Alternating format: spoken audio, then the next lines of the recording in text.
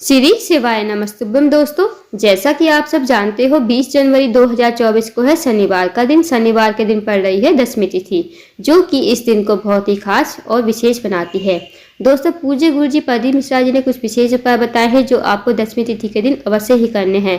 पूज्य गुरु जी प्रदीप मिश्रा जी ने एक अचूक उपाय बताया जो आपको तुलसी की डंडी से करना है। यदि आप इस उपाय को करते हो तो आपकी जो भी मनोकामना होगी ना, वो अतिशय पूर्ण।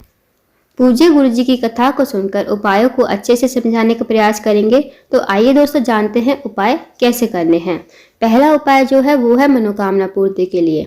यदि आप इस उपाय को कर लेते हो तो आपकी जो भी मनोकामना होगी वो अतिशय पूर्ण हो जाएगी। आपको क्या करना है दोस्तों, आपको एक तुलसी की डंडी लेनी है, जो सूखी वाली लकड़ी होती है ना, वो आपको लेनी है। और आपको तुलसी की लकड़ी पर थोड़ा सा आपको रुई लपेट देना है। इस उपाय को शाम के समय करना है। अपने घर पर ही, पूजा घर के मतलब जहाँ आपके घर में पूजा घर है, मंदिर है, वहाँ पर इस उपाय को करना है। अब आपको तुलसी की डंडी जो सूखी होती है वो आपको तोड़ लेनी है। या तो आप उसे घी में भिगो लीजिए, नहीं तो उस पर थोड़ी सी रुई लपेटकर फिर उसे घी में भिगोइए। फिर आपको इस जो तुलसी की लकड़ी तोड़ी है इसका आपको दीपक लगाना है भगवान के सामने। भगवान के सामने दीपक लगाइए, तुलसी की लकड़ी वाला दीपक लगाकर भगवान से प्रार्थना कीजिए, मनोकामना कहिए, विनती करिए। जो भी आपकी मनोकामना है, अपनी मनोकामना जरूर कहना। और दोस्तों, पूज्य गुरु जी प्रदीप मिश्रा जी कहते हैं जो इस उपाय को कर लेता है दशमी तिथि के दिन, उसे दोबारा पृथ्वी पर जन्म नहीं लेना पड़ता, वो गोलोक धाम को चला जाता है। तो दोस्तों, इस उपाय को जरूर कीजिएगा। और दोस्तों, इस उपाय को शाम के समय करना है, मतलब शनिवार के दिन 20 जनवरी 2024 शनिवार के दिन शाम के समय। आप इस उपाय को 5:30 से 6:30 के बीच में कर सकते हो। अब जानते हैं दोस्तों अगले उपाय के बारे में। ये जो उपाय है ये उन लोगों के लिए है यदि आपके घर में कोई भी व्यक्ति गुस्सा करता है, चिड़चिड़ा रहता है, या बात बात पर जो है उसे गुस्सा आ जाता है, तो इस उपाय को जरूर कीजिए। अब आपके घर में आपके पति हो सकते हैं, बच्चे हो सकते हैं जिनको बहुत गुस्सा आता है, वो आपकी बात नहीं मानते या बात बात पर चिड़चिड़ करते हैं, चिड़चिड़े रहते हैं, तो इस उपाय को जरूर कीजिएगा दशमी तिथि के दिन। आपको क्या करना है, आपको जो है 31 बेलपत्र लेने हैं और 31 आपको चावल के दाने लेने हैं। अब दोस्तों ध्यान से देख लेना, ये जो चावल के दाने हैं और बेलपत्र है खंडित नहीं होने चाहिए, इस बात का जरूर ध्यान रखें।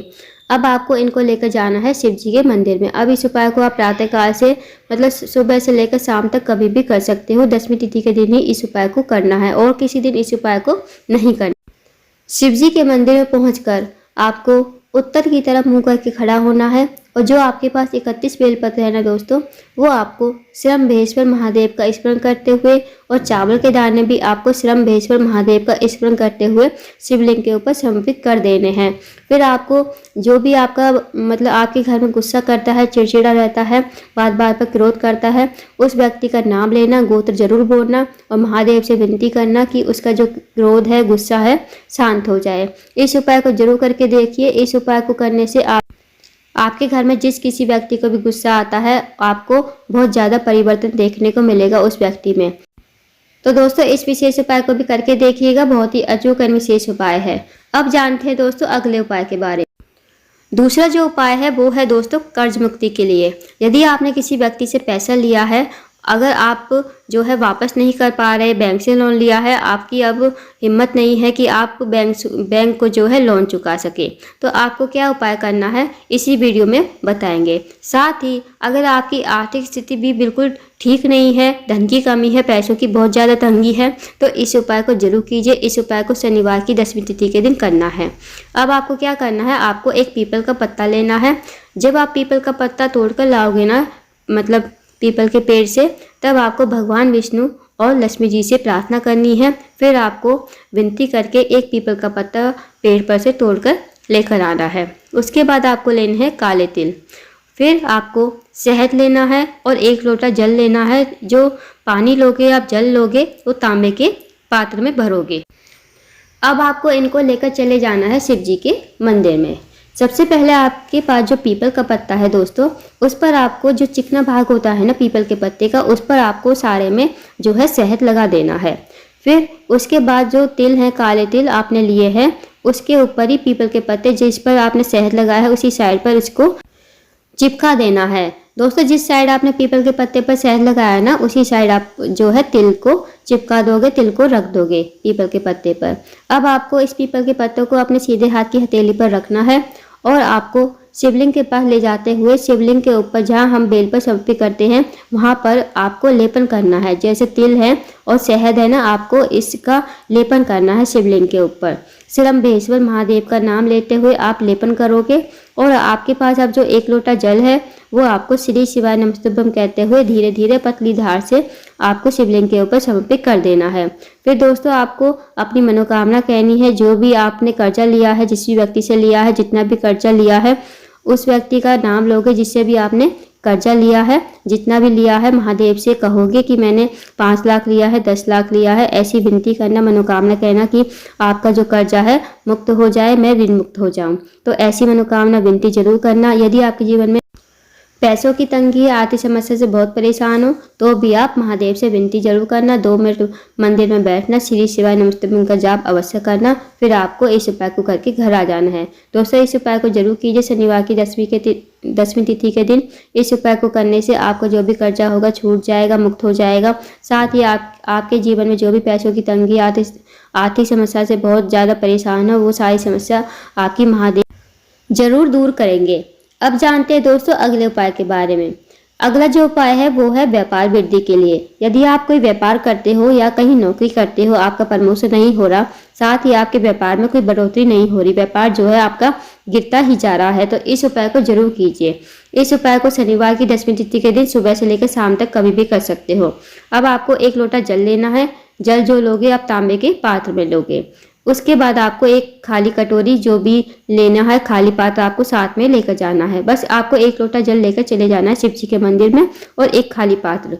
अब आपको श्री शिवाय नमस्तुभ्यम कहते हुए 1 लोटा जल जो है शिवलिंग के ऊपर समर्पित कर देना है। अब जो जलाधारी से जल नीचे बहकर आएगा ना दोस्तों, उसे आपको झेल लेना है कटोरी में। झेल लिया।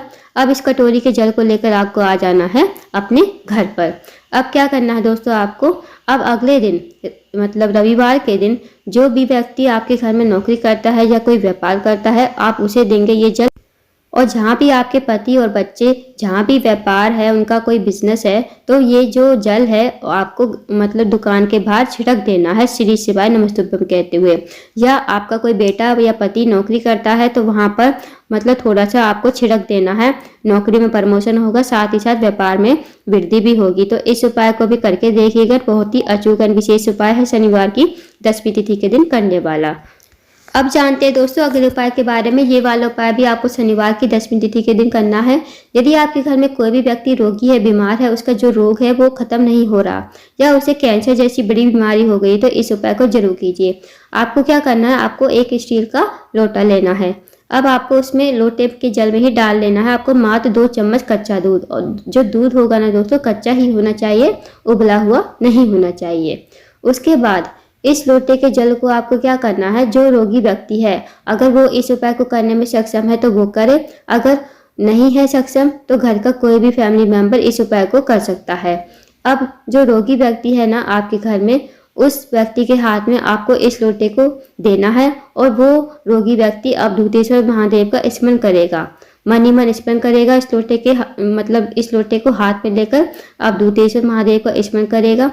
फिर आप इस लोटे को लेकर उस रोगी व्यक्ति से इस लोटे के जल को आपको डाल देना है शमी के पेड़ की जड़ में अवधूतेश्वर महादेव का स्मरण करते हुए।